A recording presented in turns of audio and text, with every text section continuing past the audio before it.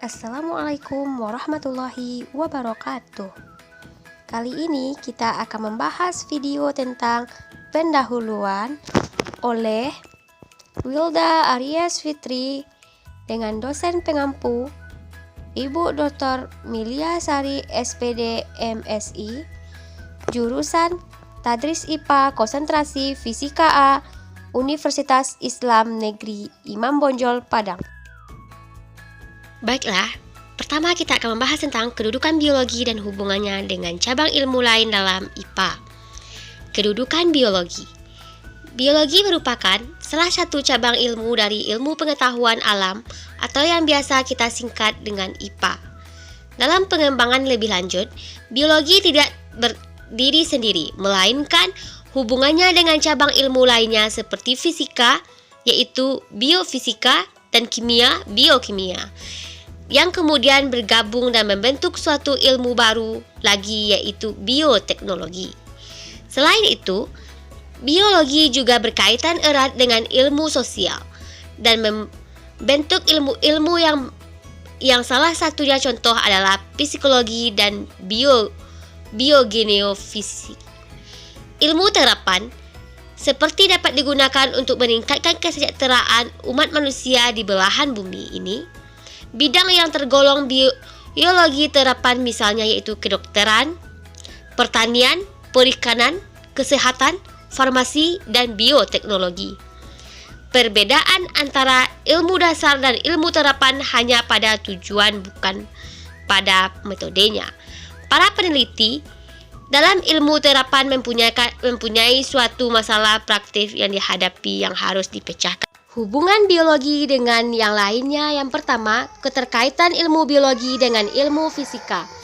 Fisika dan biologi merupakan dua dari sekian banyak ilmu pengetahuan alam yang ada. Menyatuan dua cabang ilmu ini menghasilkan cabang ilmu biofisika dan fisika medis. Biofisika mempelajari tentang bagaimana mengaplikasikan hasil temuan bidang fisika terhadap dunia biologis. Sebagai contohnya, penggunaan radiasi gamma atau emisi positron sebagai penghambat sel kanker yang pelacak bagian tubuh yang digerogoti kanker. Selain itu, ilmu instrumentasi digunakan bagi pembentuk gambar bagian tubuh yang berpenyakit, baik secara 1D, 2D, atau 3D. Fisika merupakan ilmu yang memahami tentang interaksi alam dan penyebab interaksi tersebut. Biologi mempelajari tentang benda hidup serta sifat-sifat dari benda hidup. Menyatuan antara keduanya memberikan sebuah cabang ilmu baru yang memperkaya kazarah ilmu pengetahuan alam. Yang kedua, keterkaitan ilmu biologi dengan ilmu kimia. Biologi dan kimia jelas memiliki keterkaitan yang erat. Buktinya, ada ilmu yang bernama biokimia.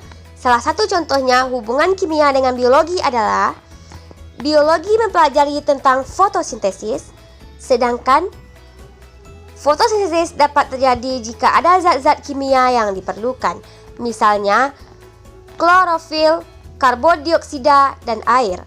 Hasil dari fotosintesis pun menghasilkan zat kimia yaitu karbohidrat sederhana, glukosa, dan oksigen. Yang ketiga, keterkaitan ilmu biologi dengan ilmu matematika. Matematika dan biologi sama-sama memakai logika dan analisa seperti perhitungan matematis. Yang kedua, membahas tentang membedakan organisme hidup dengan benda mati. Benda hidup atau organisme berkembang biak dengan menerima rangsangan tubuh dan bergerak bukan kriteria ilmiah untuk membedakan benda hidup dari benda mati. Tumbuhan dan hewan adalah benda hidup. Benda hidup memerlukan makanan dan minuman. Tanpa makanan dan minuman, benda hidup akan mati. Benda hidup bernafas, bergerak, dan berkembang biak. Benda bukan hidup atau benda mati adalah benda yang tidak pernah mengalami proses hidup. Benda bukan hidup atau benda mati tidak memerlukan makanan dan minuman. Benda tidak hidup, tidak bernafas, tidak bergerak, dan tidak pula berkembang biak. Yang ketiga, membahas tentang struktur dan organisme kehidupan dengan berbagai contoh organisme. Nah, yang pertama, strukturnya yang pertama adalah sel. Sel adalah unit kehidupan yang paling kecil. Berdasarkan jumlah sel penyusunnya, kita mengenal makhluk hidup dengan dibagi menjadi dua jenis, yaitu makhluk hidup uniseluler dan makhluk hidup multiseluler. Beberapa contoh makhluk hidup uniseluler, misalnya protozoa, bakteri, dan alga. Sedangkan contoh makhluk hidup multiseluler yaitu tumbuhan dan hewan disusun oleh banyak sel yang masing-masing mempunyai bentuk dan fungsi yang berbeda-beda. Struktur yang kedua adalah jaringan. Jaringan adalah sekumpulan sel yang memiliki bentuk dan fungsi yang sama. Tubuh hewan terdiri atas beragam jenis jaringan seperti jaringan otot, jaringan darah, dan jaringan epidermis. Contoh makhluk hidup yang berada dalam tingkat organisasi kehidupan jaringan misalnya yaitu Porifera dan Gyrolenterata. Struktur yang ketiga adalah organ. Dalam tingkat organisasi kehidupan, organ dianggap sebagai suatu kumpulan jaringan yang mempunyai fungsi tertentu. Contoh organ dalam tubuh manusia misalnya jantung, paru-paru, dan lambung. Yang keempat, sistem organ.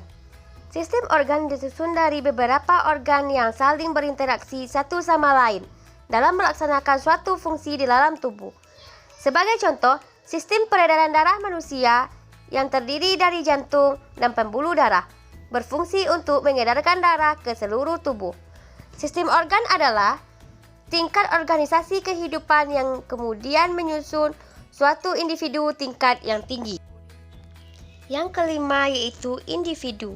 Di tingkat individu, berlangsung mekanisme kompleks yang terjadi karena koordinasi dan regulasi bermacam-macam sistem organ. Tubuh manusia adalah satu contoh nyata tingkat organisasi kehidupan yang berupa individu. Yang keenam adalah populasi. Populasi adalah sekumpulan individu yang berada di waktu dan tempat yang sama. Di sekitar lingkungan kita terdapat bermacam-macam populasi, seperti populasi pohon, populasi burung, populasi manusia, populasi cacing, populasi rumput. Yang ketujuh adalah komunitas. Komunitas adalah tingkat organisasi kehidupan yang tersusun atas sekumpulan populasi yang berada pada waktu dan tempat yang sama. Contohnya, komunitas yang dapat kita jumpai sehari-hari, yaitu komunitas padang rumput. Yang ke-8 adalah ekosistem. Dalam tingkat organisasi kehidupan, ekosistem dianggap sebagai suatu interaksi yang terjadi antara populasi penyusun komunitas dengan lingkungan seperti sinar matahari, tanah, air, dan udara. Contoh ekosistem adalah ekosistem sawah, ekosistem dan air tawar, ekosistem air laut. Yang ke-9 adalah bioma. Bioma adalah sekumpulan ekosistem yang melingkupi suatu wilayah laut. Contoh dari bioma adalah bioma gurun, bioma padang rumput, bioma hutan gurun. Yang keempat adalah contoh-contoh keragaman makhluk hidup. Keragaman makhluk hidup ada 3 macam. Yang pertama adalah keanekaragaman tingkat ekosistem, yaitu keanekaragaman tingkat ini dapat ditunjukkan dengan adanya variasi dari ekosistem di biosfer. Contohnya seperti hutan bakau, hutan hujan tropis, sabana, dan daerah salju. Sedangkan yang kedua adalah keanekaragaman tingkat jenis, yaitu keanekaragaman ini lebih mudah diamati daripada keanekaragaman gen. Keanekaragaman hayati tingkat ini dapat ditunjukkan dengan adanya keanekaragaman macam-macam jenis makhluk hidup, baik yang termasuk kelompok hewan, tumbuhan, dan mikroba. Contohnya seperti ayam, itik, angsa, termasuk satu familiar Guligomesa.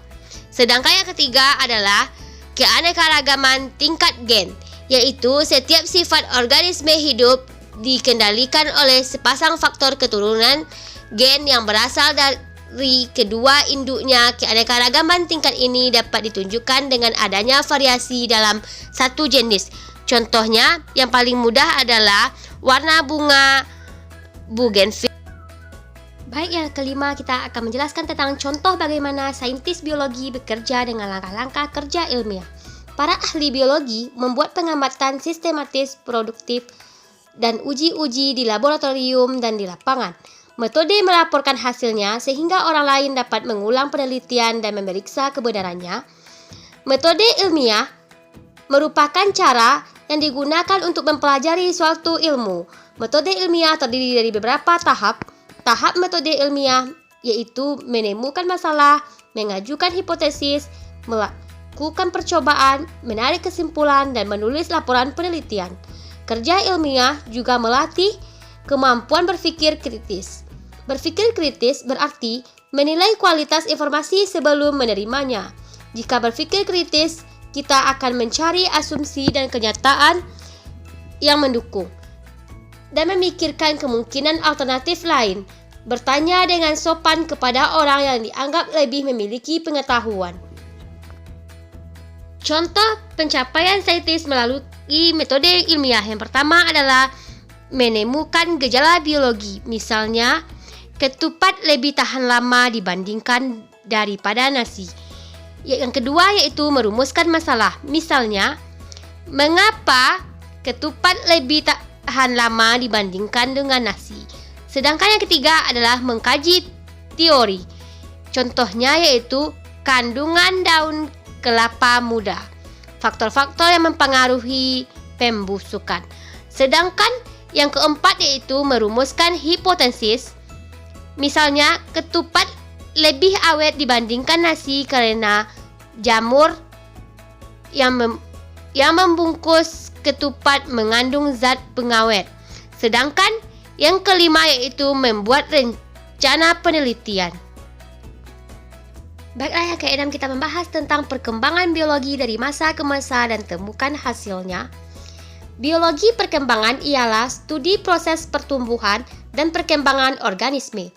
Biologi perkembangan modern mempelajari kontrol genetik pertumbuhan sel, diferensiasi sel, dan morfogenesis, yang merupakan proses yang menimbulkan jaringan, organ, dan anatomi. Embriologi merupakan subbidang studi organisme antara tahap satu sel dan akhir tahap embrio, yang tidak perlu awal kehidupan bebas. Embriologi awalnya merupakan ilmu yang lebih deskriptif sampai abad ke-20. Penemuan biologi perkembangan dapat membantu memahami malah fungsi perkembangan seperti aberasi kromosom. Sebagai contoh, sindrom, pengertian spesialisasi sel selama embriogenesis dan dapat melindungi informasi pada bagaimana mengkhususkan sel batang pada jaringan dan organ yang spesifik, yang dapat menimbulkan klorofil spesifik organ untuk tujuan medis. Sedangkan yang ketujuh yaitu menelaah integrasi biologi, sains, dan Islam. Pada kajian ini, kami akan mengkaji integrasi ilmu agama dan ilmu sains. Model integrasi yang digunakan yaitu penelusuran ayat-ayat Al-Quran yang berkaitan dengan materi biologi. Integrasi antara agama dan ilmu pengetahuan sains secara konsisten dapat menghasilkan sumber daya yang sangat terjamin dalam mengimplementasikan ilmu yang dimiliki dan dengan diperkuat oleh spiritual yang kokoh dalam menjalankan kehidupan. Kata integrasi memiliki arti penyatuan sehingga menjadi satu kesatuan yang utuh. Dalam hubungannya antara Al-Quran dengan sains, kedudukan sains di sini sebagai penjelas kebenaran ayat-ayat yang terkandung dalam Al-Quran. Integrasi antara sains dalam bidang biologi dengan Islam. Al-Quran di sini berperan sebagai sumber inspirasi. Al-Quran harus diletakkan di posisi awal dalam suatu kajian dan tidak diposisikan sebagai pembenar kenyataan dalam sains. Sehingga Integrasi yang terjadi pada keduanya adalah dengan mengaitkan ayat-ayat Al-Quran ke dalam penjelasan sains atau Al-Quran di sini berperan sebagai sumber konfirmasi dalam pembelajaran biologi. Sekian video dari saya. Jika ada salah dengan pengucapan, mohon dimaafkan. Assalamualaikum warahmatullahi wabarakatuh.